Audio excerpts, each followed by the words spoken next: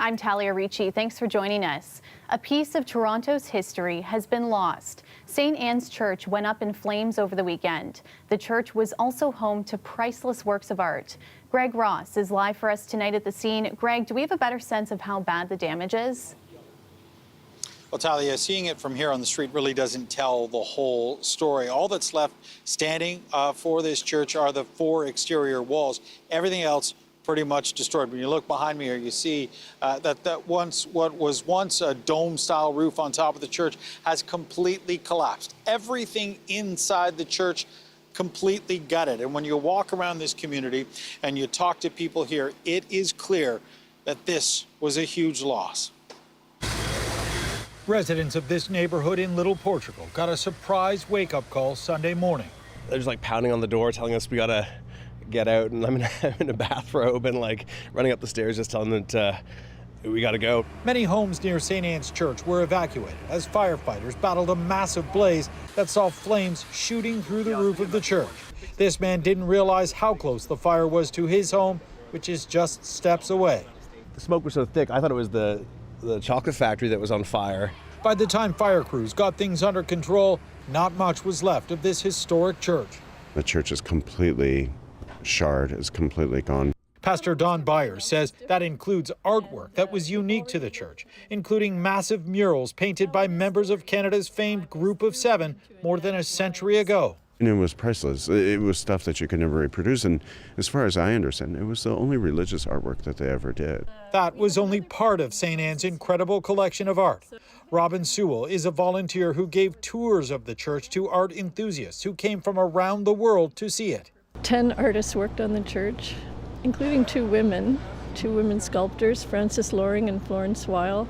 It looked so beautiful when you went inside. It was like being inside a jewel box, because the gold would just sparkle.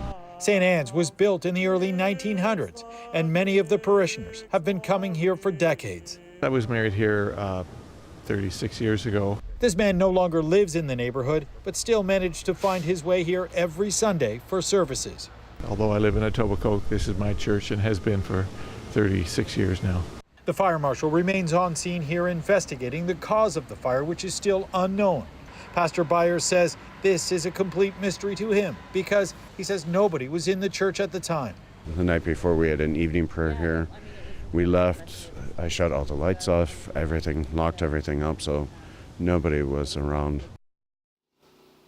I just talked to police investigators who tell me it's still very early, but they are asking for help from people in this community. They want anybody who might have video or photos from around the time of the fire to come forward and provide those to police. And I can tell you what's happening right now. You see behind me here, you see these fire hoses, several of them that are pumping water that was in the basement of the church. Again, the cleanup here continues. Fire crews are just starting to get into the building to get a better idea of this damage and trying to determine how this fire started. As for the future of the church, Pastor Byers says that he plans to continue serving this community in some way. Right now, he's considering the church hall, which is actually directly beside the church, just over here to my right. That building is still standing. It's not clear if they're going to be able to use it, but he's hoping that maybe they could set up some sort of makeshift church where they can hold services. If that doesn't work, he says he has heard from several other churches in the neighborhood that have offered space if they need it. Talia? Thanks, Greg. And right next door to St. Anne's is Loft Community Services, one of the largest community service providers in the province, supporting people facing mental health, physical challenges, addiction, and homelessness issues. Heather McDonald is the CEO of the organization. Heather, thanks for joining us. I imagine Sunday morning's fire was quite shocking for your staff and clients. It was so shocking for staff, clients, and our entire community. We're so saddened for the parish and for our community and losing such a beautiful landmark and gathering place in our community. Tell me a little bit about Loft's connection to St. Anne's Church. Well, we are literally about 50 feet from the St. Anne's parish. We're actually on land that was owned by the parish. And in 2002, 22 years ago, the parish actually had previously built supportive housing for seniors.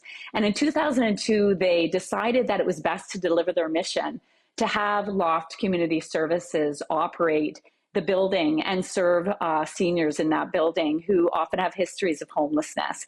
So together with the City of Toronto support, Loft took on operating this building, and we have been such proud neighbors of the parish for 22 years. And tell me a little bit more about the services you offer and how they may be impacted over the coming weeks. Well, we have a 24/7 staff, devoted staff team there. We offer health coordination as well as personal care, congregate dining, life enrichment care there. And our staff are incredibly dedicated. Our services have been, although disrupted in that we are so saddened to see the destruction of our of the parish next door, and we feel so deeply for the parish and our valued partners in care. Our care has been uninterrupted, and we've been able to continue and provide the care at our site.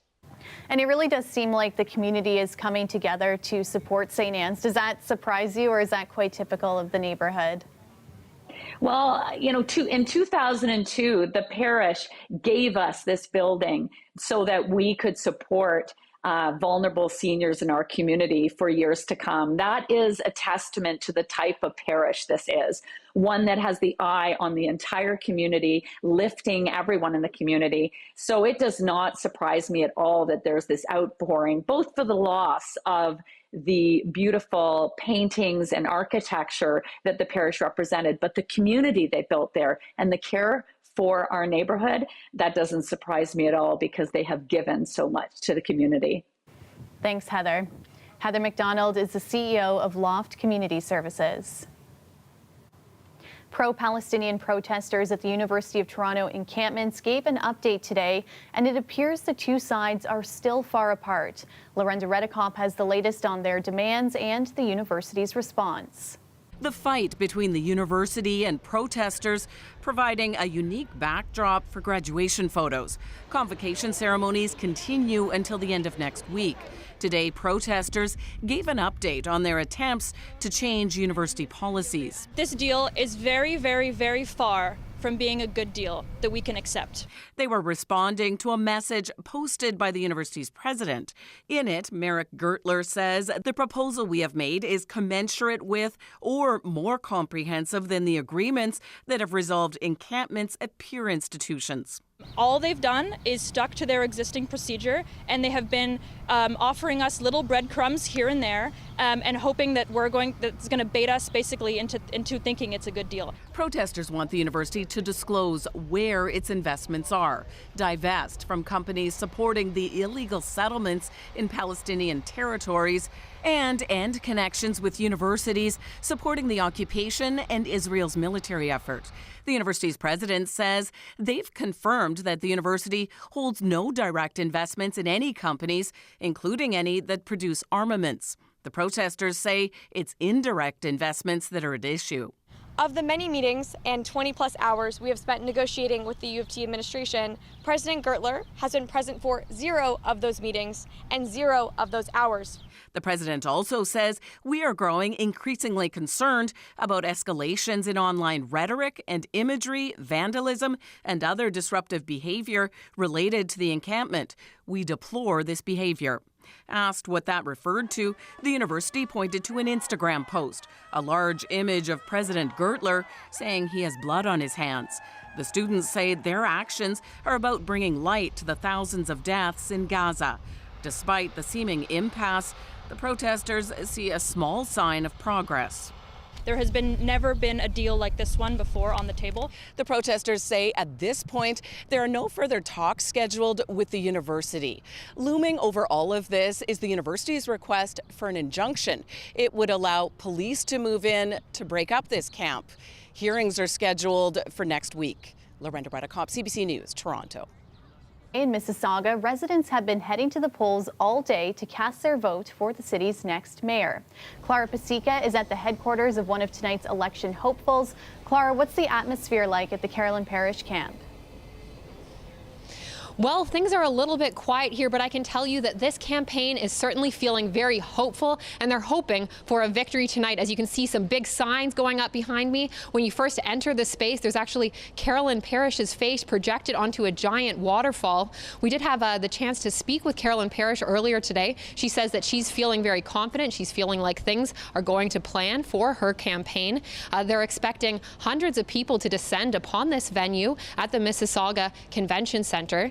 And they're really hoping that people will choose, of course, Carolyn Parrish. Carolyn Parrish, until recently, was the Ward 5 councillor. She also was previously a Liberal MP, and she spent a lot of the campaign focusing really closely on meetings with supporters, sometimes multiple meetings in a day, she tells us. So we'll find out very soon if that's a strategy that paid off for Carolyn Parrish. And what about the other contenders? What's going on at their headquarters? Well, I'm at the Carolyn Parrish campaign, but we at CBC will have camera crews and CBC reporters at several of the other leading campaigns. And there are parties just like this one right across the city of other election hopefuls, and they're really hoping that those will be victory parties for them, of course. Alvin Tejo, Deepika Damrela, and Stephen Dasko, until recently fellow councillors of Carolyn Parrish, they're really hoping that the victory is going to go to them tonight, as are the other 16 candidates in this race. And what have you been hearing from voters today, Clara? Well, voters have been heading out to the polls beginning at 10 a.m. this morning. And if you do live in Mississauga, you can vote at any of the polls in your ward. Chatting with voters today, a lot of people saying that they really care about the type of person that a candidate is. Others saying they're really looking for where a candidate stands on a particular issue. Here's just a little of what we heard today. Definitely affordable housing. I think it's the most important. And keep Mississauga livable. We want to keep the same people in office, and we've very happy with the people we've got. Hazel is my favorite politician of all time, and no one can replace her, but I think it's important to, give your say on the mayor. Now, if you live in Mississauga, it's not too late to have your say. You have until 8 p.m. to get in line to cast your ballot. Thanks, Clara. And a reminder to our viewers, you can catch our Mississauga by-election special tonight on our website, CBC Gem, and YouTube. We'll bring you the results as soon as the polls close, starting at 8 p.m. And as Toronto grapples with its housing crisis, much of the focus has been on building up supply. But for some residents, making the city denser comes at the cost of their homes. After a community council meeting tomorrow, many worry their apartments could be next. Lane Harrison explains. Since 2020, thousands of rental units have been approved for demolition in Toronto, making many Torontonians victims of demovictions, meaning a demolition-driven eviction, where a landlord tears down a building to redevelop it into a larger number of apartments or condos. The developers have to give tenants units in the new builds, but renters say they still suffer in the interim. We are seeing through these many demevictions that the supply of purpose-built and rent-controlled buildings is diminishing, because those are the very ones that are being targeted for demevictions. So we can see very clearly how the supply that tenants will have access to during the displacement period is shrinking. Tomorrow, hundreds of tenants could be one step closer to being demovicted, as the Toronto and East York Community Council will vote on the fate of 4 buildings with about 240 units, deciding whether to recommend City Council approve the applications to demolish them. 80 of those units are in the building where Iré Dutosignan has lived for more than a decade. A lot of people are very anxious, mostly because people just want to know what is going on. What is going to happen to them? Are they going to lose their homes? Are their homes going to be saved? If they are going to lose their homes, when is that going to happen? In 2020, there were 9 properties approved for demolition and replacement in the city. In 2021, there were 12. In 2022, there were 23. And in 2023, there were 24. Planning expert Maddie Simiatiki says building needs to happen everywhere. Many of these buildings are in prime locations, right beside or adjacent or nearby public transit. And in many cases, the buildings that are on these sites could be intensified as well. And so that's why you're seeing this move. Simi Atiki says disruption is unavoidable with these types of projects, but it needs to be mitigated. The key here is to make sure that the tenants are protected during the construction period and with a fully ironclad guaranteed right of return at the same rate that they're paying now. And because tenants often have to pay more for a place while the new units are built, developers also have to cover the difference in rent. But advocates say construction often takes so long, many tenants simply move on. Lane Harrison, CBC News, Toronto. An Ontario woman is going public again over a medical mistake. It left her with a broken needle inside her spine after she gave birth. CBC News first reported on her story 4 years ago, and still she's no closer to finding out who was responsible. Rosa Marcatelli reports. My pain is here to stay. Giovanna Ippolito is living with a 4-centimeter-long broken needle in her spine. The doctor responsible failed to tell her or noted in her medical records when it happened during the births of one of her 2 children. Instead, it was discovered during an X-ray more than a decade later. She's told scar tissue makes it too dangerous to remove. Somebody made a mistake many years ago, but now they need to be accountable for it. Even walking down the stairs is hard, as Go Public first told viewers almost 4 years ago. Around that time, Ippolito started trying to find out which of the 2 anesthesiologists involved in the births is responsible. Fast forward all these years later, both the hospital and the Ontario College of Physicians and Surgeons have been criticized for botching investigations into her case. No due diligence. It just infuriates me. The hospital was criticized by the province's patient ombudsman for unfairness and deficiencies in its patient complaint system. And the college was scolded by the Independent Health Professions Appeal and Review Board for failing to obtain the essential relevant information when it cleared both doctors in the case. That includes neglecting to figure out what kind of needle it was, an epidural or a spinal. Key information that may have identified the doctor responsible. Instead, they told Ippolito there's nothing they can do because the medical error wasn't noted in her records. There's a real power imbalance in the sense of all the information about what happens to a patient is in the hands of potential defendants or in the hands of the medical professionals. In March, that review board ordered the college to redo the investigations. I do not want it to happen to anybody else, so I continue to fight. So Ippolito waits again for the results of yet another investigation. Meanwhile, both the hospital and the college didn't answer Go Public's questions about Ippolito's complaints, citing privacy. Rosa Marcatelli, CBC News, Calgary. A high-ranking Toronto police officer facing 3 counts of misconduct says she did not intend to protect her nephew from criminal charges. He was involved in a collision, and video caught the moment officers responded to the crash. Brittany Billette has more.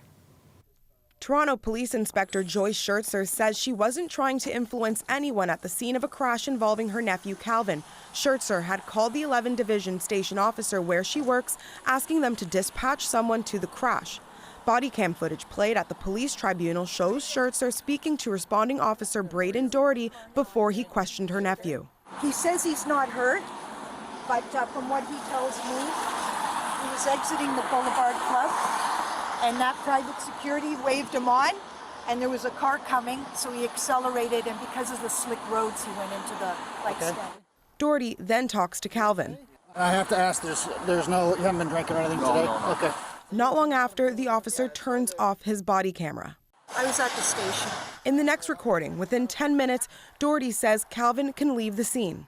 I determined there's no criminality, it's HTA only. Professional Standards interviewed Schertzer in 2022 and asked if she considered that Doherty let her nephew go because she was his boss. I wasn't trying to circumvent anything, she said. I wasn't trying to influence anyone.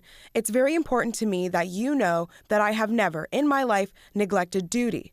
After Schertzer got home, she says she received a text from a traffic services superintendent asking her to call him. He said, there's some question with regards to his sobriety or alcohol, and I said, pardon? Like I was shocked. He goes, if you don't want any more trouble, just get your nephew back to the scene ASAP. I said, absolutely, and I hung up and I made arrangements. Before Calvin arrived back at the scene, a new responding officer from 14 Division, the division where the crash happened, searched the car. Constable Michael Clark found a bullet and shotgun rounds under the seats. Once Calvin arrived back at the scene, Clark questioned him about the crash, asked him when he had his last drink, about the ammunition, and why he left the scene. The other officer that was here, I forget his name. Okay. We talked and all that stuff, and then I went home. He basically gave me the clear. Constable Clark said Calvin did have a license to use a gun, but also testified he could smell alcohol on his breath. At the scene, he tickets Calvin for careless driving and says CCTV video does show Calvin sped up to avoid an oncoming vehicle. Then he says this.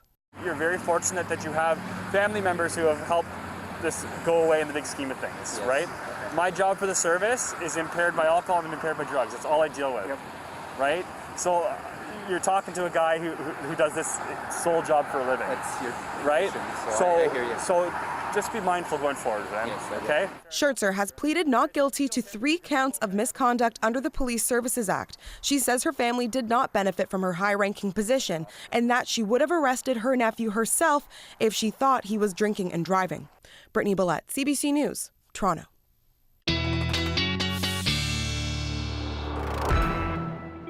Colette Kennedy joins us now with the first look at the forecast. And we had this indecisive weather all weekend and then a pretty chilly one today. Not a fan so far. Yeah, I know. And I'm hearing that from a lot of folks. And I feel it too, Talia. So I thought we'll start off somewhere in North America where there actually is some heat. In fact, too much of it. But we'll get into how our conditions are going to be improving in the next few days here. So afternoon temperatures today, just looking at what's going on in the desert Southwest where they're continuing to break records. I mean, Phoenix is at 39. And so if we talk in terms of Fahrenheit, they're already just over 100 degrees. So they would say in triple digits.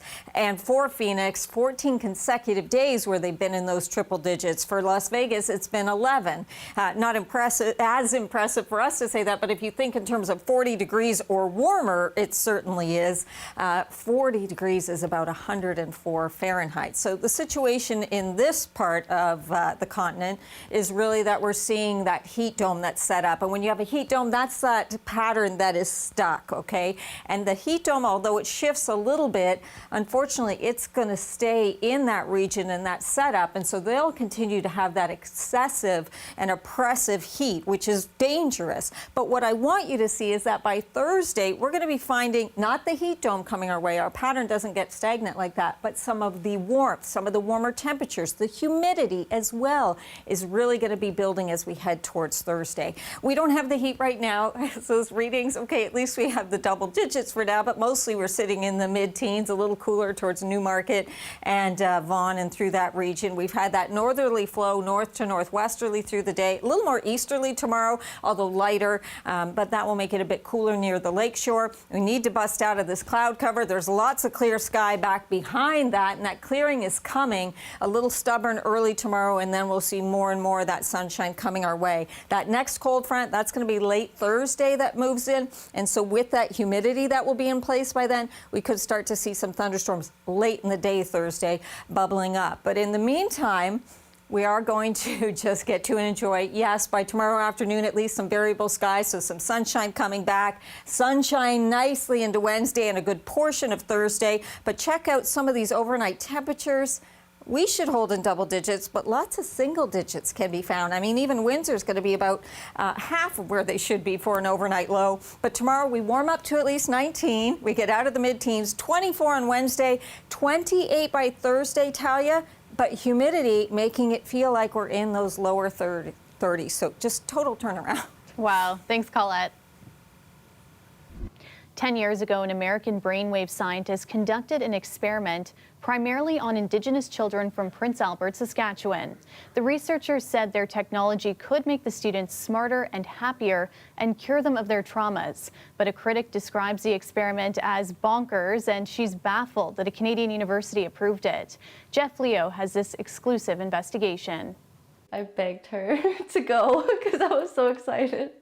Back in 2014, 12-year-old China Galerno heard about an opportunity at school for her and her mom. They could go on an all-expenses-paid trip to Victoria, BC for a week-long experiment called Brain School. On the first morning, technicians from Biocybernaut Institute began placing electrodes on their heads and told them they would be spending hours inside darkened chambers listening to their own brainwaves. All of this came as a shock to Alma. We did not know about that until just when it started happening to us. The Biocybernaut brochure said that this treatment, neurofeedback, could make you happier, increase your IQ, and help you overcome the effects of trauma. James Hart, the American psychologist who runs the program, has a simple pitch. Change your brainwaves, change your identity, change your reality. Hart says scientific studies show that neurofeedback can make a difference, but critics say any difference detected is likely due to the placebo effect. Amanda Lavallee is a social work professor from the University of Victoria. She was asked to be part of the research team, but after attending the week-long brain school for herself, she said no. Because I thought it was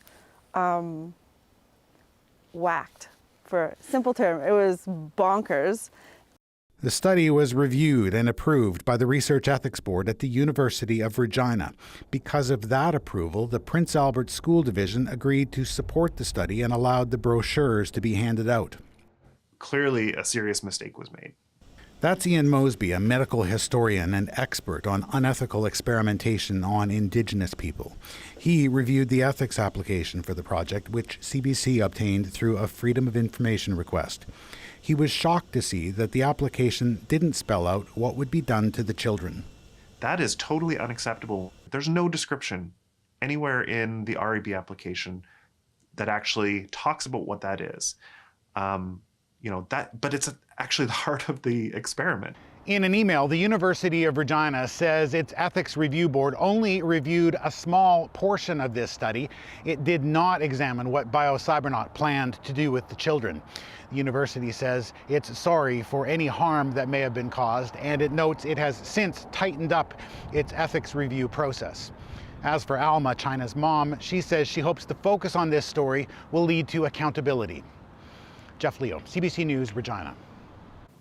Surgical training is getting an upgrade in 2 Ontario hospitals using AI.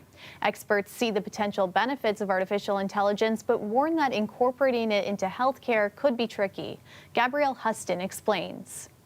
Huda Sheikh is one of the students who worked on this small box, fitted with a camera, motion sensors, handheld laparoscopic tools, and a tablet. It's a new tool to train doctors in surgery. The AI classifies the trainees' gestures based on the work of other doctors. And the simulator can give feedback in real time. While they're training, they get little prompts on the right or the left if they're moving their tools too fast. So if I'm literally moving too fast, it will tell me to slow down. Or detailed feedback in charts and videos after the training. I think having an artificial intelligence enhanced simulator is paving the way towards better patient care. Her team worked closely with their partner, Dr. Ahmed Nasser. He's chief of pediatric surgery at CHIO. And he says this AI simulator will supplement the training students already get and free up surgeons for patient care. We started having this idea at the time of COVID, actually, which is something good came up from something bad, right? Nasser thinks the simulator will be ready for testing in about a year. Surgeon Sunit Das is an affiliate with the University of Toronto's Ethics of AI lab. He says AI can be an advantage, so long as doctors don't lose the patient's trust. We're really guardians of a public trust, and issues of ethics in artificial intelligence really touch upon this question of how do we maintain that trust? Healthcare technology and ethics researchers say that to keep a project like this ethical, there should be extensive trials, reviews by AI experts, and programming to avoid the black box problem for more transparency. Nasser says they've kept these sorts of concerns in mind while they've been developing the simulator. I think it's 100% ethical as long as we are supervising the trainee. Instead of being there for every practice, the supervisor would check in on the trainee's progress periodically. You cannot take human out of the equation. The way I look at AI is to help physicians in their daily work and will stream the process and make us more efficient. When it comes to monitoring the kind of education and the quality of education that these students receive, that'll ultimately be up to the accreditation institutions like the Royal College of Physicians and Surgeons. but Dr. Das said that he thinks the human element of his work won't ever be lost. Gabrielle Houston, CBC News, Ottawa. The federal government took its first legislative step today to implementing changes to the capital gains tax. It's changes that were first announced in the budget. Many of the wealthiest Canadians make most of their money through investments, not income. But because of how investment gains are taxed, well-off Canadians can wind up paying a lower marginal tax rate than a nurse or a plumber. That's not fairness. That's favoritism. And so, beginning on June 25th, well-off Canadians will pay tax on 2/3 of their capital gains instead of just 1/2. The standalone motion introduced today forces Conservatives to vote on the rate increase separate from the rest of the budget. A vote is expected later in the week. And as we head to break, here's a look at where the markets closed today. The TSX rose 63 points, the Dow fell 69 points, and the dollar traded down to 72.65 cents US. We'll be right back with another look at our top stories. A new study has found that a plant-based diet to help the environment is also good for human health. The Planetary Health Diet promotes alternative protein sources like nuts and legumes and eating more fruits and vegetables, all while reducing animal-based sources of protein and added sugars. Researchers looked at decades worth of data from more than 200,000 healthcare workers in the U.S. Those who followed the diet showed lower risk from several major diseases. Fans of Paddington Bear are being invited to a new immersive adventure in London. Visitors will be able to step into the world of Britain's beloved fictional character. So you start in Paddington Station, you go into the train, board the train, and that whisks you off into Windsor Gardens, where you disembark the train and you meet some of the most iconic characters from the film. The Paddington Bear experience is a cross between a film set, a theater show, and a party, complete with actual set locations and prop pieces from the two blockbuster movies. There are themed rooms, interactions, and of course, marmalade sandwiches. The iconic character was created by late author Michael Bond in 1958, delighting generations of children.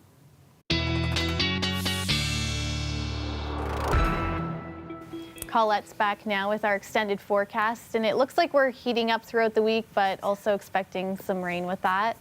Yeah, we're going to actually find our temperatures kind of taking baby steps, gradually warming back up to seasonal and then beyond by the time we get to Thursday. And that's the day we could have a few thunderstorms or at least showers bubbling up. But we do have some dry conditions in the meantime, anything but in terms of what's pushing into with this Gulf moisture into the state of Florida. So not much at the moment. It's really what's going to be accumulating over time over the next few days. Check out my legend here. That, as you get into the grays, that grayish white, that chalky color is over 100 millimeters of rain, and a large area of central and southern Florida are looking at that kind of rainfall. Yes, that is flooding, flash flooding type of a situation there. So this has been an interesting June. I'm imagining you're thinking that as we've had the cool conditions today and that north to northwesterly breeze. And this is where the current readings are sitting, and we'll have some lows tonight in the single digits, especially back to the west of us and even into southwestern Ontario, London, and back towards the Windsor area. For Toronto, we'll hold double digits at 11 degrees overnight tonight. Still a lot of cloud cover. We'll have some of that in the morning, but we get into more and more sunny breaks and then becoming variable into the afternoon. And the more sun that we have, the better that will encourage our temperature to warm up and get out of the mid-teens and to the upper teens, even approaching 20 degrees by tomorrow afternoon. So the visible satellite, we're beginning to lose that image, but you can see where that cloud line is. The clearing is further back to the west, up the Bruce Peninsula into northeastern Ontario, and it's a little stubborn, that line, so there'll be lots of sunshine tomorrow early in the day, back towards, say, western parts of the GTA, maybe towards Hamilton, Mississauga. It'll be close. On the way back towards Sarnia and Windsor, it's going to take a little more time to see that breaking up and a little more variable for the rest of the GTA and through the city and even northward. So as we look ahead towards Wednesday, we get into more sunshine through that day, more guaranteed sunshine, and Thursday looks pretty good too. It's later in the day that we'll have the trigger of a cold front coming in, and because Thursday is going to be humid with that sort of trigger and lift from a front, that's why we could see some thunderstorms. But that's late in the day, so much of Thursday is looking like it'll be good too. So there are a few of those single digits like Markham and Oshawa at 9 tonight, and Hamilton 7 degrees, a cool overnight. We get up to that 19 tomorrow, but Wednesday it's 24, so basically back to seasonal. But Thursday, 28, you're reading that correctly, and Humidex values will be in the low 30s for that day. So some dips and some rising coming our way. That's going to be a hot one. Thanks, Colette. You're welcome. And that's our show for you tonight. Thanks so much for watching.